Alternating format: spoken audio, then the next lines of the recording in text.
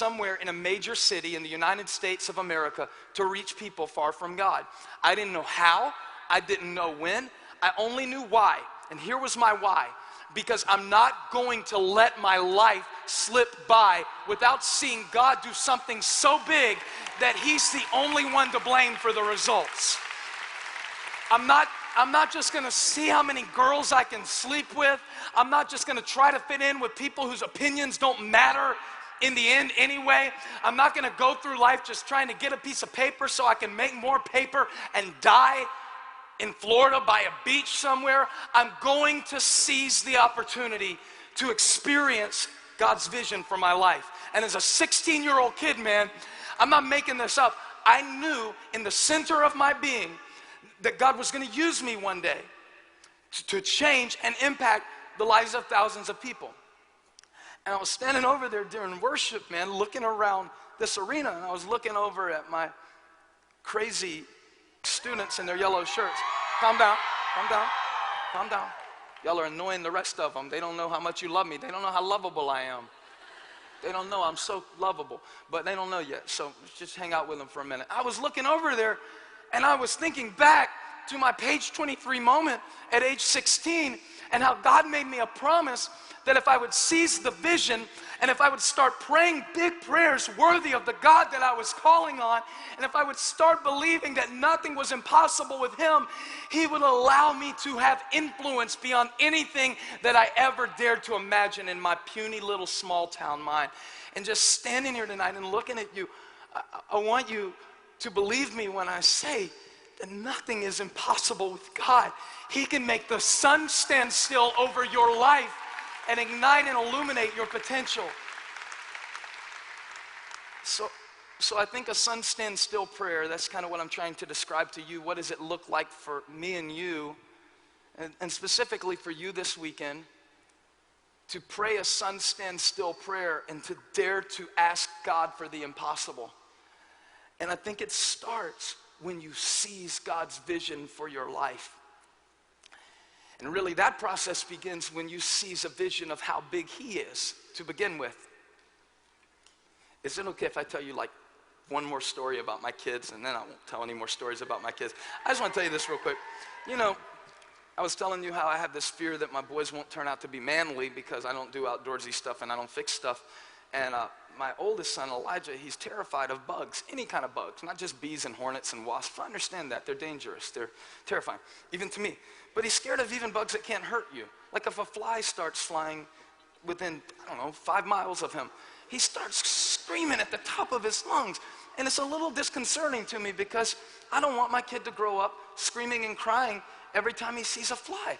I just think like, hey, we got to work on this. You can't be girly. And I don't mean anything against girls. I'm just saying he's a boy, not a girl. Anyway, my point is, my kid's afraid of bugs. So one day, last summer, we're out in the garage, and this fly starts buzzing around his head. And he starts flipping out. A fly, Daddy, hold me, hold me, hold me. I'm like, no, I'm not holding you. Not this time. I love you. If anything really bad ever happens to you, I'll hold you. But this is a fly. He's a fly. And so, my son, this doesn't register. He just keeps on screaming, a fly, a bug, a fly. And I'm like, all right, I gotta man up and teach my kid how to deal with a fly. Y'all are gonna think I'm like the worst parent in the world. But I actually thought this was really like great teaching. This is like a very inspirational moment. But I said, hey, Elijah, how big is that bug? And so he was like, this big? He's like shaking and trembling. He's like scared to death. This big? And I said, and how big are you? And he was like, yeah, he started to lift up his head a little bit. He's like, this big.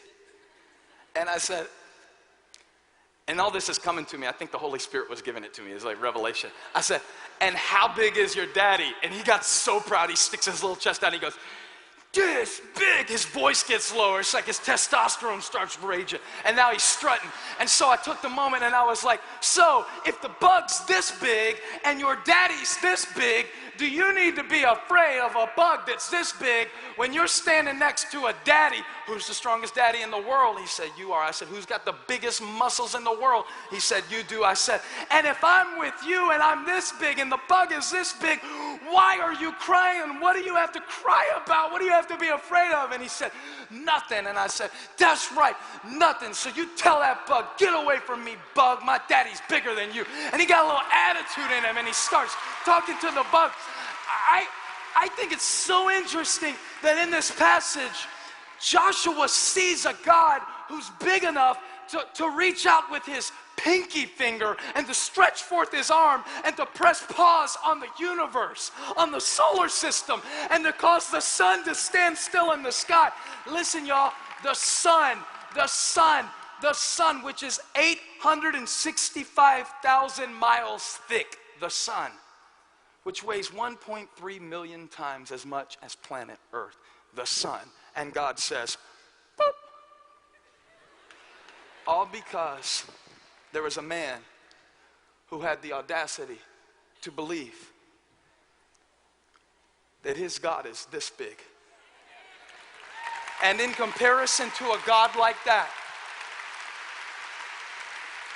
there is nothing you can dream that God cannot accomplish through you. Don't tell me about impossibility. I grew up in a town of 6,000 people. We had more people in church last month in one weekend than I had in my whole town growing up.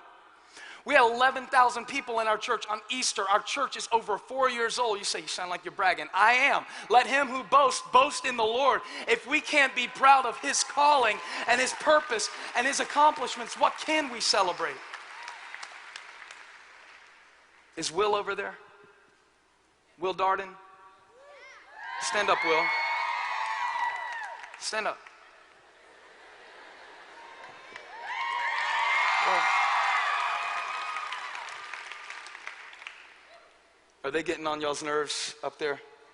These are some great kids, man. I'm proud of them. I don't care. I love them. I love them so much. Will, are you single, by the way? I just want to point that out. How old are you, man? How old? 17. Will, what's up with that? You can't even see him. He's in the dark. Like, whoa! You don't know? I might have two heads over here. You don't know? But he's a good-looking guy, and he had a page 23 vision. God spoke to him, and Will got this message of audacious faith. And he started this deal called the Hope Design. And you know what he does? He leverages every bit of influence. He ain't trying to be cool. He ain't trying to just see how many dates he can have. He's not just trying to see if he can win the approval of people who are going to be overweight and unemployed at his 10-year high school reunion anyway. He's not trying to play that game. He's leveraging everything that he has and everything that he is for God's glory. And you know what they do? They call hundreds of students together for prayer at their schools. He's having a ministry across 15 different high school campuses in the Charlotte, North Carolina area. He has seized God's vision, and he's seeing the sun stand still. Sit down. I'm telling you, this is so real. I'm praying that the sun would stand still over some of you who have a behind the scenes gift. You may not ever stand up and preach to people, but you're an encourager. You may make films for the glory of God. You may go on to be a banker. You may raise children who go on to change the world. The sun can stand still over your life no matter who you are. God has a page 23 purpose just for you. And besides, I think God likes to get to you when you're too young to know any better than to believe that he can do anything. Go ahead and seize God's vision for your life. Joshua was acting out of a page 23 moment when God told him in the first chapter of the book of Joshua, every place you set your foot, I will give you. And so now he's in this situation where he needs God to do something that seems impossible. And his faith in God is so big, and his vision is so clear. and his belief in God's promise. You know what? Some of you cannot keep the rules of Christianity because you've never realized the greatness of God. And what we need to give these students, and I'm going to challenge all of you who are youth pastors and youth workers, what we need to give them for their lives are not rules to keep, but a calling to fulfill. Because